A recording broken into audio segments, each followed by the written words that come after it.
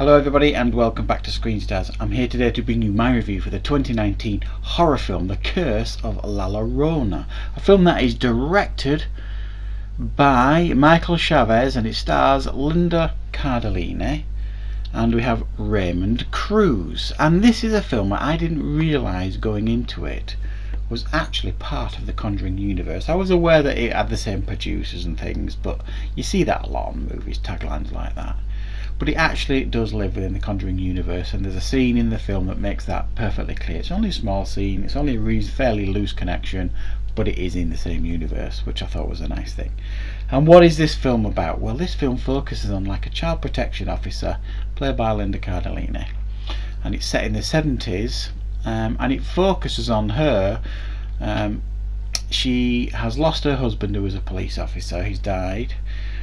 She's got two young children, and she is investigating a child protection case where this mother has a history of issues with her children, and she goes and pays her a visit, and she thinks that she's locked her children away and has been abusing them. So the children get taken off this woman, but the woman is actually distraught when this happens because she swears that she's been trying to protect them from La Llorona, which doesn't mean anything to Linda Cardellini's character, until that night when those children turn up dead.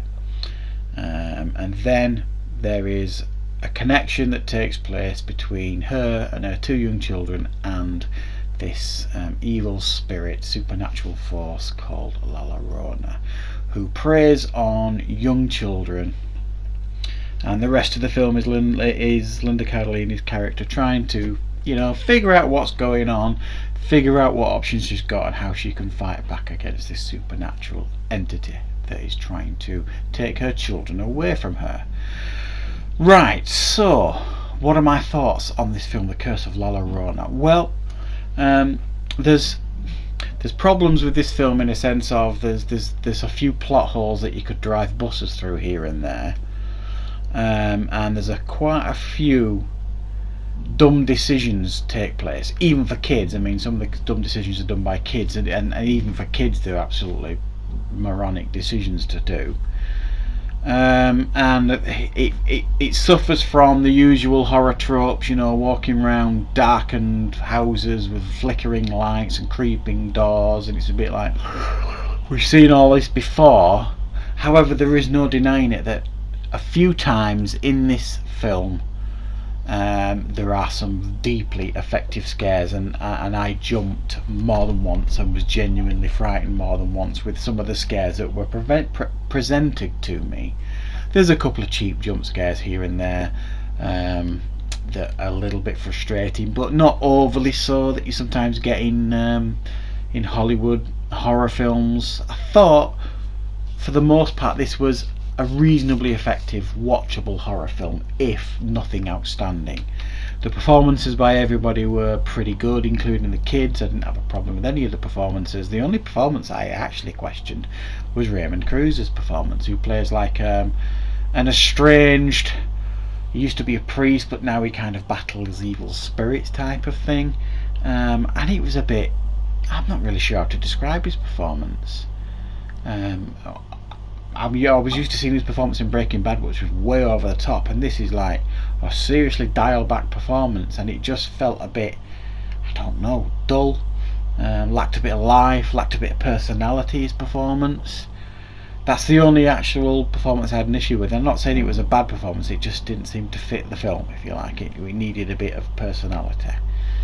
There are issues with the film, like, why would a child protection officer be called to the site of the deaths of two young children, literally when they're there dead, by the police, whether they knew her husband or not. That just would not happen, and they end up giving her case files, the police, to look through to see if she could find something they may have missed. Really, she's a child protection officer, guys. She is not Columbo. So there's things like that, conveniences that take place that just end up frustrating you and just make you roll your eyes, because it's just Hollywoodized, it's not reality. But another thing, she just kept leaving her kids alone. All this weird stuff start happening. She's starting to believe things are happening. She's seeing things, creepy things, and then she even leaves her young daughter alone in a bath. Now you could argue she's old enough to be left alone in a bath, but at this stage some things had been happening, pretty creepy stuff, and it to all of them, and I just don't understand why she would have left her daughter alone in that scenario. And like I say, there's some incredibly dumb decisions take place in this film. But saying all that, I was pretty entertained with this film. I thought the effects were good. I thought the La Llorona persona, urban legend, whatever you want to call it, was fun. It felt believable. It felt like a real thing, a real urban legend. Yeah, it could be, I don't know. I thought it felt like a little bit of a rip-off of The Nun now and again, with how they presented the La Llorona, you know.